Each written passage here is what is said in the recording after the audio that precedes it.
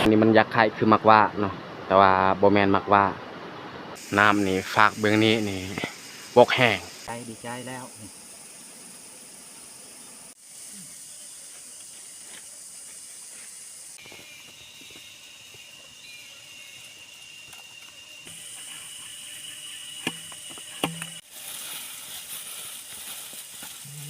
สีสันโอ้หอมขนาด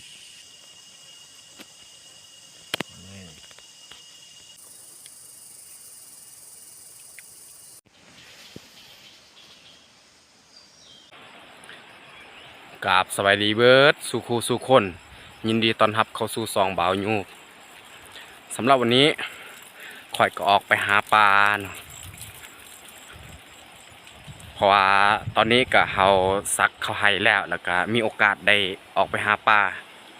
โอเคไม่แต่ทุกคนติดตามติดตามชมได้แบบยาวๆเลยอันนี้จะแมนให้เขาเจ้าที่เขาทางใกล้ๆแคมป์ห้วยยามนี้น้ำนี่คุ้นแห้งเพราะว่าฝนตกเมื่อวานนี่ก็ฝนตกหลายขนาดนี่น้ำนี่คุ้นแห้งพี่น้องตอนนี้เบาเปลือกแล้วก็ไอยับน้องแยกเขาย่างไปก่อน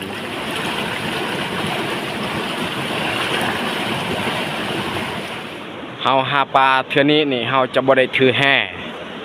เฮาถือแต่มองเนาะบ่ฮู้ว่าสิได้หรือบ่นี่ยังบ่ทันฮู้เนาะมีแต่ติดตามเบิ่งนำกันแถวนี้นี่เฮาจะบ่ใส่เพราะว่าเขาใส่แล้วเนาะแถวนี้นี่คนเขามักไปหา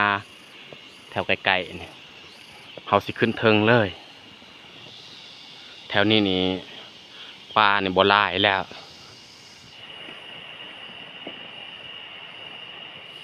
เฮาสิย่างขึ้นเทิงเลยเพราะว่าเฮาสิกลางมองแต่เทิงลงลุ่ม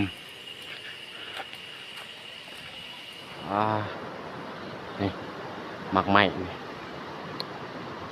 มากอันนี้มันยักษ์ไข่คือมักว่าเนาะแต่ว่าโบแมนมักว่ารสชาติมันสีหวานๆแน่ถ้าเวลาเรากินแต่ว่าเราบ่เคยกินแต่เราลองซีมซื่อๆมากมันคล้ายคือมักว่านี่แหละแต่ว่าโบแมนมักว่ามันมักอยู่ตามแคมป์ห้วย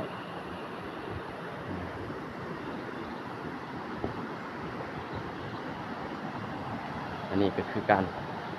แต่กกตัวนี้แหละบูฮู้ซื้อมันแต่ว่ามากมันยักษ์ไข่คือมักว่ามีแต่เฮาสิเดินทางต่ออีกยังอีกไกลเนาะ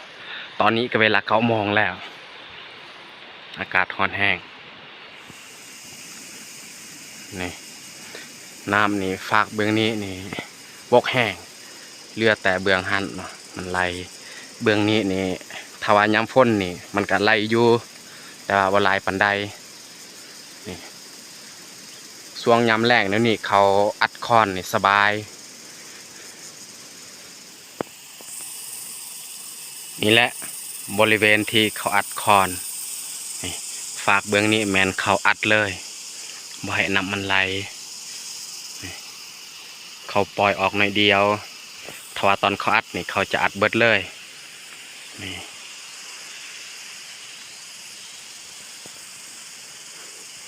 เขาเอาหินมากองไว้แล้วก็เอาดินถมตอนนี้ก็ใกล้ฮอดบอลที่เขาจะใส่มองแล้วนะอยู่ถึงเบาเปลือกกับไอยับก็ได้เบิ่งมองแล้วถ้าว่าเขากลางมองไว้แล้วนี่เขาจะลงไปไล่ป่าแต่ลุ่มเลยนี่เขาไล่ขึ้นเทิงเลยเอาหินทุบใส่กันและตอนเขาไล่ป่านี่เขาจะบ่ได้ถ่ายเพราะว่าบ่มีมือกล้องนะก็เลยบ่ได้ถ่าย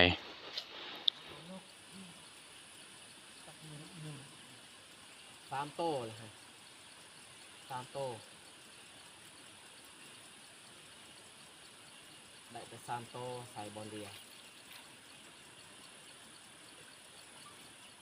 แกะเลย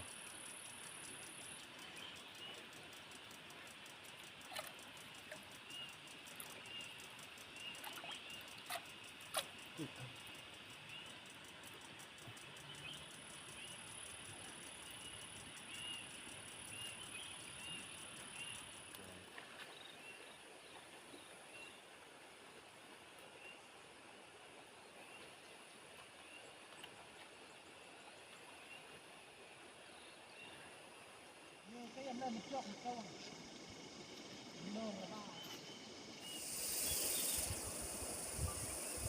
อกว่าแต่ตัวเดียวนะอันนั้นโอ้โห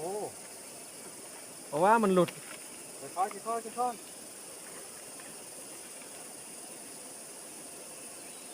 สองโต้สองแต้มนะครับสามได้กินพอได้กินอีกโอ้แดงแดงอาจารย์ดีใจแล้ว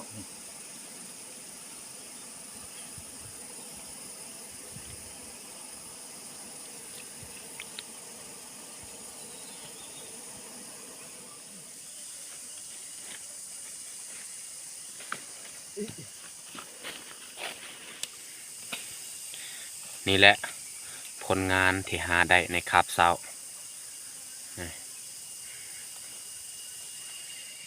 ตอนนี้เฮากะพักเที่ยงเฮ็ดกินบ่ฮู้ว่าตอนแรกนี่สิได้หาหรือบ่นี่ท้องฟ้ามืดครึ้มนี่ยันฝนตก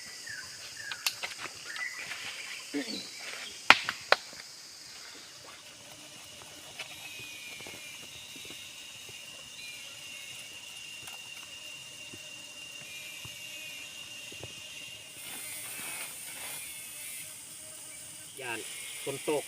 ตรงเลยที่เฮ็ดอาหารการกินถ้ามีว่าสิเฮ็ดลาบเฮ็ดก้อยแต่ว่ามันบ่ทันพอลาบพอแล้ว นี่ ห่อไกร เราจะใส่เครื่องปรุง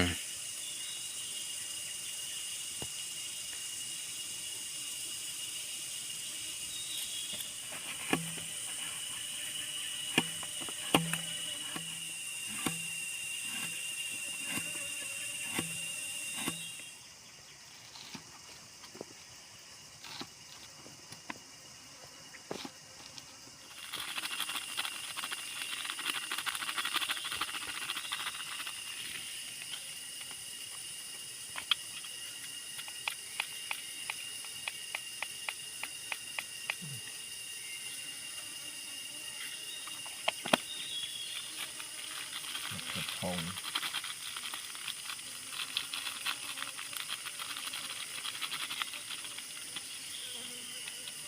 ใส่ข้าวคั่วนิดนึง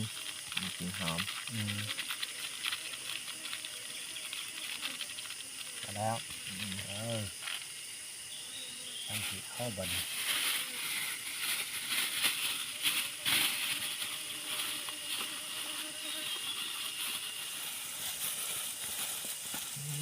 สีสันขนาดเลย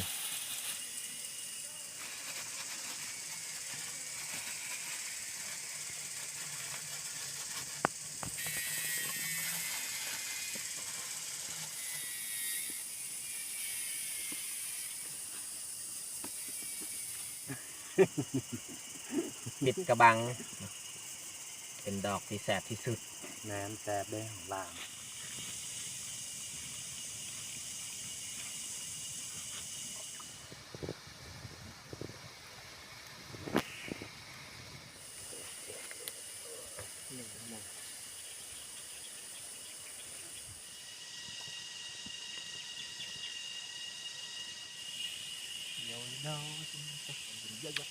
โอ้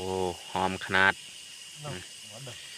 ปิ่งของเฮา tăng con ở bên một nó một tóc giống đen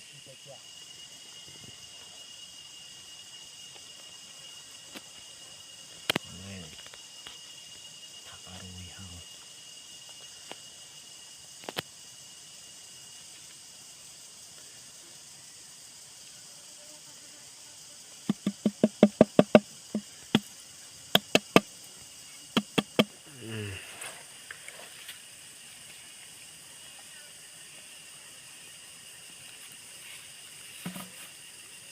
ê là cha na hay ê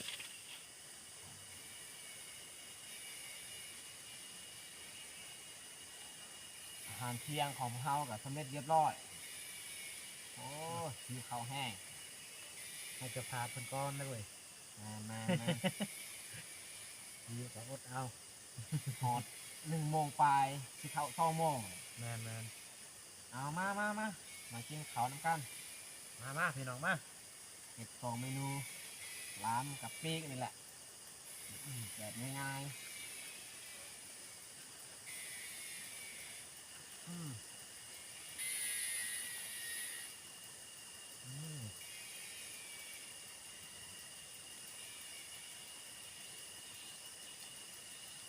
กินดอกอรุยที่เก่า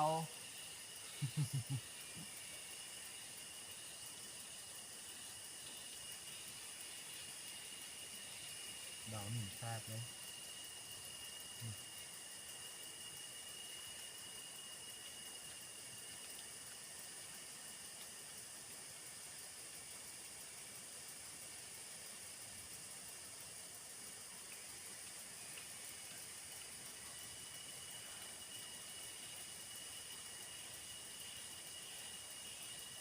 กินดอกหนึ่งนอนรับนี่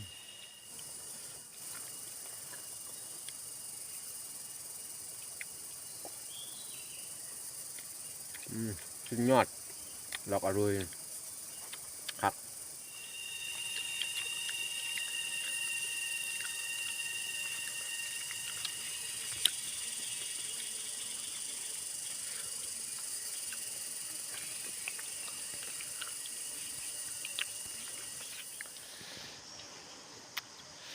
ตอนนี้เขากินข้าวเรียบร้อยเนาะไม่แต่เขาสีเกียมเครื่องแล้วก็เมื่อบ้านเลย เพราะว่าตอนนี้ก็ฝนใกล้สิตกแล้ว เขาบริหาต่อ จบเลยจ้ะ ส่วนปลาที่เรือนี่แม่นเขาจะเอาเมื่อบ้าน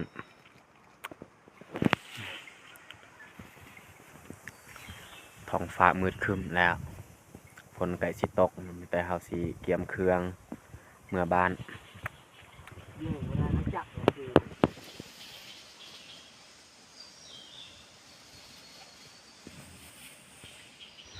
กำลังกูมองเกียมเครื่องเลยยัดใส่กระทงแล้วก็เอามื่อบ้าน โอเคสำหรับคลิปนี้ก็น่าจะจบลงอยู่นี่เลย ถ้ามักคลิปนี้ก็อย่าลืมกดไลค์กดแชร์เพื่อเป็นกำลังใจให้เฮาได้เฮ็ดคลิปต่อๆไปขอขอบใจ